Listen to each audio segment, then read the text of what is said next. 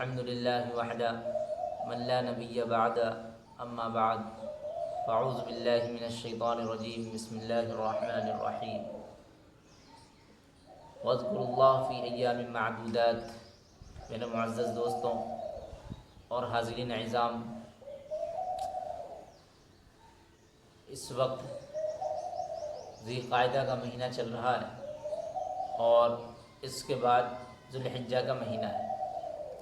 اور آپ جانتے ہیں ذی قعدہ، ذوالحجہ، محرم یہ کون سے مہینے ہیں؟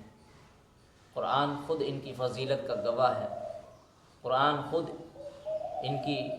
مہینوں کی مدح سرائی کر رہا ہے اور کہتا ہے ان عدۃ الشہور عند اللہ 12 شہرا فی کتاب اللہ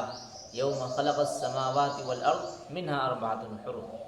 کہ اللہ تبارک و تعالیٰ کے نزدیک مہینوں کی تعداد 12 ہے، لیکن ان میں سے جو معزز، محترم، مکرم اور جو عظمت اور رفعت اور وقعت والے جو مہینے ہیں منہا 4 حرم، اس میں سے صرف 4 والے ہیں۔ احادیث سے اس کی بات ہوتی، وضاحت ہوتی ہے کہ ذی قعدہ، ذوالحجہ، محرم لگاتار 3 مہینے اور رجب ایک بعد کا مہینہ۔ تو آپ یہ سوچیں یہ مہینے کن فضیلتوں کے حامل ہیں اور ان کے ایام کیسے ایام ہیں، اور ذوالحجہ کا پہلا عشرہ جس کو جو 10 دن کہا جاتا ہے وہ کس فضیلت کے اہمیت کے حامل ہے۔ خود احادیث میں آتا ہے افضل ایام الدنیا، دنیا کی سب سے بہترین افضل جو ایام ہوتے ہیں وہ ذوالحجہ کے پہلے عشرے کے ایام ہوتے ہیں۔ اور ذوالحجہ وہ مہینہ ہوتا ہے جس میں ایک بہت بڑی عبادت جو صاحب وسعت مسلمان کرتے ہیں، ایک حج کی ادائیگی، دوسری قربانی ہے، اور تیسرا ایک اسلامک فیسٹیول عید الاضحیٰ یعنی بقرہ عید ہے۔ تو اس لحاظ سے اس مہینے کی اہمیت اور اس کی وقعت بڑھ جاتی ہے۔ اور ذوالحجہ تو وہ مہینہ آتا ہے جس میں اللہ تعالیٰ کو اگر کوئی ایک نیک عمل کیا جاتا ہے تو اس کا ثواب بڑھا کر کے دیا جاتا ہے، یہ وہ مہینہ آ جاتا ہے۔ تو کیوں نہ ہم اس مہینے میں ذکر و اذکار خوب کیا کرا کریں، احادیث سے اس کی ترغیبات ملتی ہیں۔ آپ دیکھیں قرآن کہتا ہے وَاذْكُرُوا اللَّهَ فِي أَيَّامٍ مَّعْدُودَاتٍ، کہ ایام ذکر کے دنوں میں اللہ کا خوب ذکر کیا کرا کرو۔ تو بتانا یہ ہے مقصود کہ دیکھیں بقرہ عید سے پہلے یعنی 9 عرفہ، یعنی عرفے کے دن 9 عشرہ، یعنی عرفے کے دن 9 تاریخ سے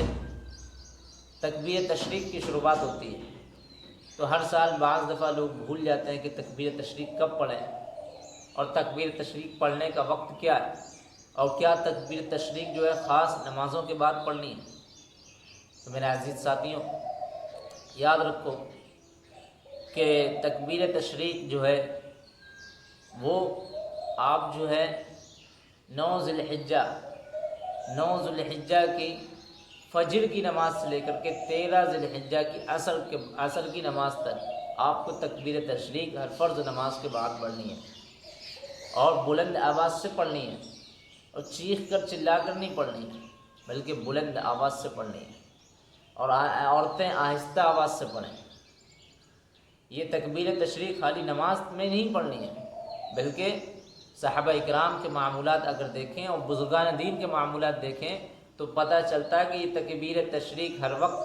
اٹھتے، بیٹھتے، لیٹتے، اپنے مجلس، عام راستے میں، خلوت میں ہو، جلوت میں ہو، تنہائی میں ہو، محفل میں ہو، مجلس میں ہو اور بزم میں ہو، کسی بھی جگہ ہو، اٹھتے چلتے پھرتے یہ تکبیر تشریق ہم لوگوں کو بلند کرتے رہنا چاہیے۔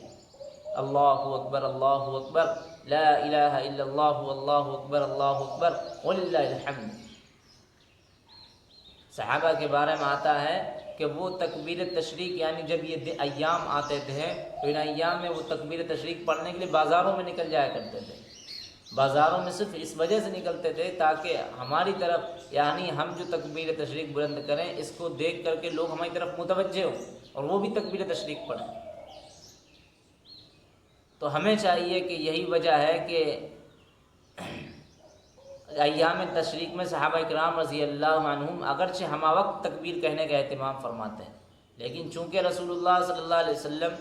بطور خاص فرض نمازوں کے بعد تکبیر کہنے کا اہتمام فرماتے تھے۔ اس لیے فقہائے کرام نے تکبیر تشریق ہر فرض نماز کے بعد مرد، عورت اور شہری، دیہاتی، مقیم، مسافر، حاجی، غیر حاجی، تنہا، جماعت سے نماز پڑھنے والے ہر شخص کے لیے واجب قرار دے دی۔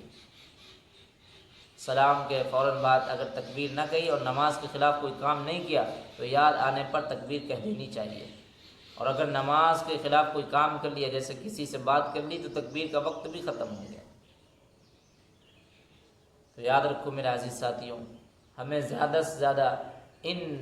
10 ایام میں جو عشرہ ذوالحجہ، یعنی ذوالحجہ کا جو پہلا عشرہ ہے، ان 10 دنوں میں ہمیں خوب زیادہ سے زیادہ نیک اعمال کرنا ہے۔ آپ کو پتہ ہے نا، اللہ تبارک و تعالیٰ نے یوم عرفہ کے روزے کے بارے میں، یعنی نبی اکرم صلی اللہ علیہ وسلم نے کیا فرمایا، اس کی کیا فضیلت بیان فرمائی۔ تو اس لیے ان دنوں میں خوب روزوں کا اہتمام فرمائیں، خوب اپنے نامہ اعمال میں ثواب جمع فرمائیں، کیونکہ یہ مبارک اور معزز مہینے ہوتے ہیں، اور ان مہینوں میں کی جانے والی عبادت کا ثواب بھی بڑھا کر ملتا ہے۔ تو اس لیے